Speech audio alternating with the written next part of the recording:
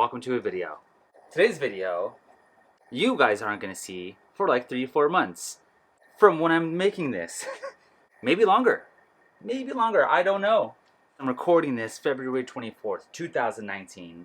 Today is another wine yeast harvest experiment.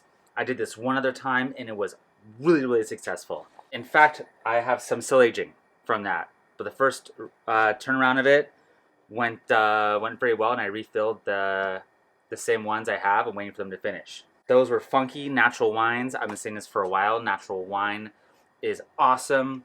There's no pasteurization in them, so what's ever left in them is natty. It's funky. It can be moustainy in a good way and cereally in a good way.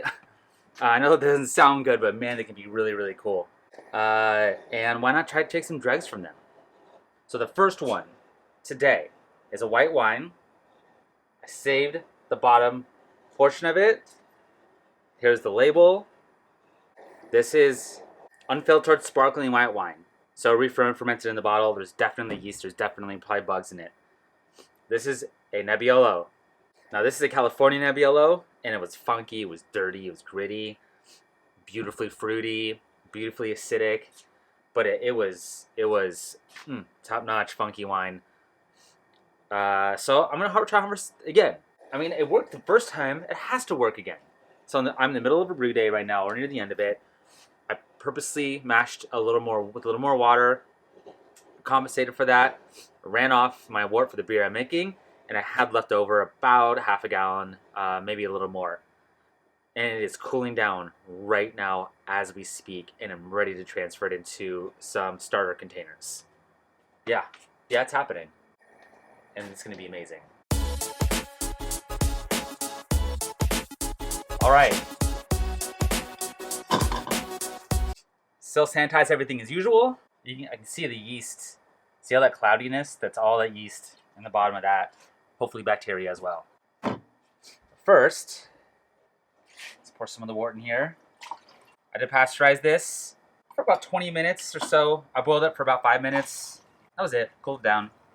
Gravity's 1040. Hopefully there's enough in here to get it going. Let it sit out. It was in the fridge for about a week or two. But I let it sit out for about a couple hours. Try to get it warm to room temp. This is the one I don't know what's going to take off at all. It did taste natty, but I didn't see any yeast in the bottom of this that much, or sediment. So this is a variable. This could just backfire easily. I think the white's going to do okay. Last time I did this, the other ones were like sediment was in it. You could really see it. So let's skip to the next thing. Welcome to the next step, which isn't going to be a next step. It's going to be a recovery process. This is what happened to the starter. That's the one. Take a look. Same issue. There's all sorts of mold in there. So apparently some of these are pasteurized, or it wasn't strong enough to take off like the first two did. The first time I did this, I should say. Some of it, it's just gonna be a crapshoot. I think the pet knots, those are the wines that are like bottle conditioned essentially. They cut fermentation short and bottle conditions in the bottle. Those obviously won't be pasteurized. Those are probably the safest bet to do this with. Some natty wine can have a little bit of a spritz to it accidentally, and those you usually can tell. That's because they didn't pasteurize it. So I'm gonna try this again right now. This is called Pepeño. Comes out every year. It's just a natty wine. I don't even know what it is. Could be a grape. Sarah would know. It could be a brand. It tastes natty. It tastes spritzy. This very well probably could have something in it. I'm gonna try this again. I have wort. I just pulled from a brew day, left over. I'm gonna try it again, and then see what happens. If this gets mold, I'm gonna go just to pet knots and try it a third time. The other option is to just get it started with some actual yeast, just to get it kicked off, and then let anything that could be sour in the wine do its thing. Yes, wine yeast can kill, or some wine yeast can kill regular brew or ale yeast, but this is natural wine, so whatever fermented in the grapes and skins are very similar than what's going to be fermented in beer, especially Lactobacillus, Pediococcus, and that kind of bacteria. If you're harvesting wine yeast, meaning like they put it in the dry packs or you buy it from the store, some of those wine yeast can kill ale yeast, but I don't have to worry about that. I'm not dealing with that. So let's refill this with the fresh wort right now. All right, done. I don't know the gravity on this. Doesn't matter. No, it's in a 1045-ish, 50 range. Swirl the dregs up, hopefully. Let's see what happens next time.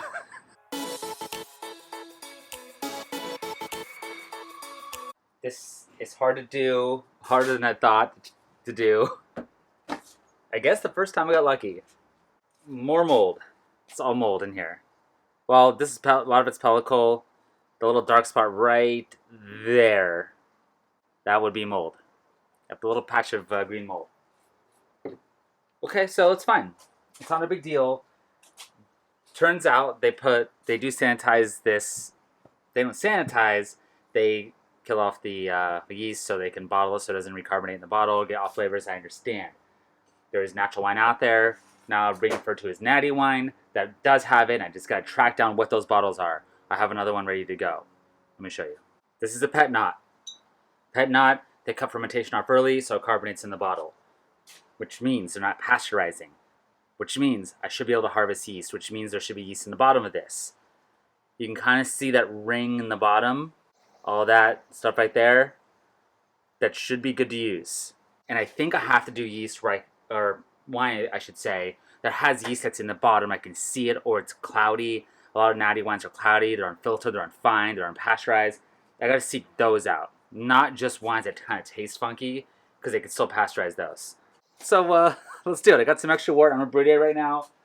I'm gonna collect some extra. My target gravity is about 1045, like 1035 pre-boil. I'm gonna pull it off, fill this puppy up, cool it down to about 60 degrees Fahrenheit, maybe 70 degrees Fahrenheit, and then yeah, just switch it and hope for the best. So let's do it.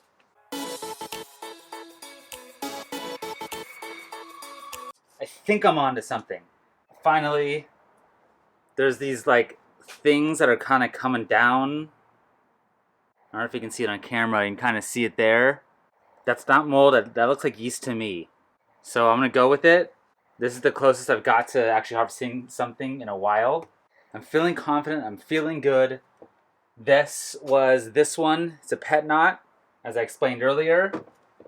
This one I had the other day. It's an orange wine. And an orange wine is a wine that's been on the white skin contacts for longer than normal. Usually they just put the grapes in there, press the white grapes, get your juice, ferment it. They actually leave it on the skin and they naturally ferment it, and it gets funky and weird, and it can be some really cool flavors that orange wine, coming out of orange wine, or that orange wine produces. You can see all the junk in there. I was like, this is some natural looking stuff. I gotta use it. So I'm gonna brew day right now. I was a little over on what I needed. Pulled off about a quarter of a gallon or less. Gravity's at 1047. So there it is. We'll see how this does. We'll check in on this one, or maybe both, in a couple weeks. Or I will. Will be instantaneous your time. And yeah, should be good to go. So see you immediately in whatever time is going to happen next.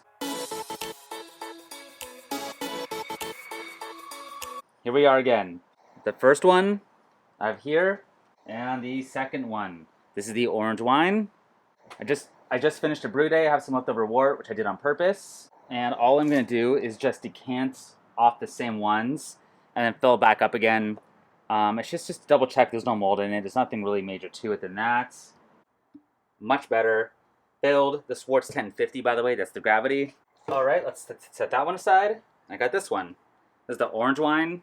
I never saw mold grew in this one, to be honest with you. I have a little leftover wort for one more wine. This is the third one.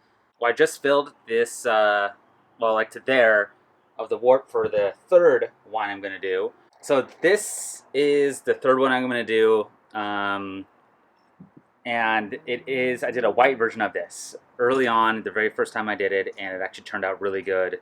It's still in the 1 gallon jug. This is the rosé version of it. I think it's rosé version? Yeah, sparkling rosé. I'm not going to add a fourth one to this video. I just want to finish these three, bottle it, grow it up again, bottle it, and move on. We'll see if anything of this turns out. Yeah, so let's flash forward probably about like a month from now. Welcome back. Next step, here we are. I actually did some things already. I just did it. I don't need to show every single detail all the time. I bottled 2 of them. Let me show you. Just bottled this one here, the Fideli. That's a little taste of it. It's the orange wine. Got a little taste of it here. This one here, the middle one, it has what looks like to be mold on it. I'm not sure. Not sure how well you can see that. But I don't know. I might hold off on that one for the time being. So we're coming near the end here. Let's go to the tasting. All right. I missed the tasting table already. It's getting dark out early, or it has been getting dark out early in California for a while. Probably most of you also around the world. Got the beer here though. I'm going to try and show as much as possible with the bottles matching up and all that. I do wish I could lay them out on the table, but here we are. I did, by the way, do a 4th one. I did a 4th one. And yeah, let's show that super quickly. This is an orange wine, I think. Some sort of German orange wine. There's the dregs. There they went in already. This is wort. Got the pH down to 4.4. And a little starter going. So I have 4 now. I have 4 wines. And that is one of these. Yeah, that one was all moldy. The other one, it's in the back now, or it looks moldy. I don't still know what to do with it. And for the record, it's this one here. That's the one that got moldy. The Johann. And so these other 2, whatever the other 2 were, you saw I grew it up and made it that way. All right, let's get to it. So the first one is going to be this one, this Fideli. Let's go get right to it. I have a feeling it's going to be really, really, really hard to carbonate in the bottle. I should probably use champagne yeast, honestly, in bottling to help it along. And in the future, I will do that because these are very dry.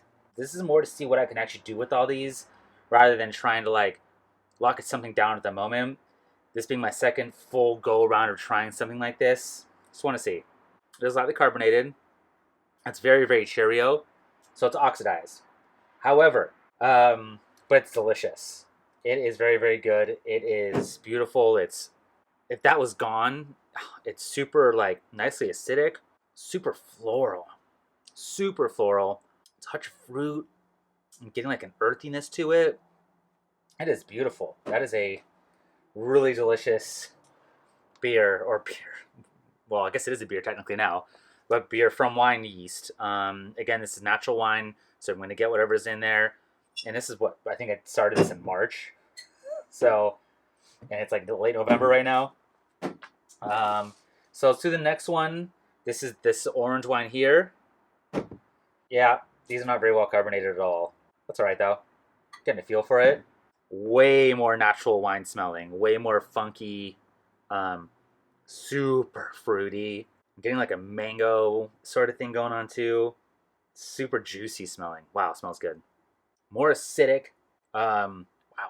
It hits like the back of the throat acidic. You'll slightly oxidized, unfortunately, but it's way more fruity than this one. It is like unbelievable how good that is. It does say natural on the back there. So this is freaking delicious. Okay, this is the last one. This one here. This was, I wish Sarah was here to tell me what this was. It's not in English.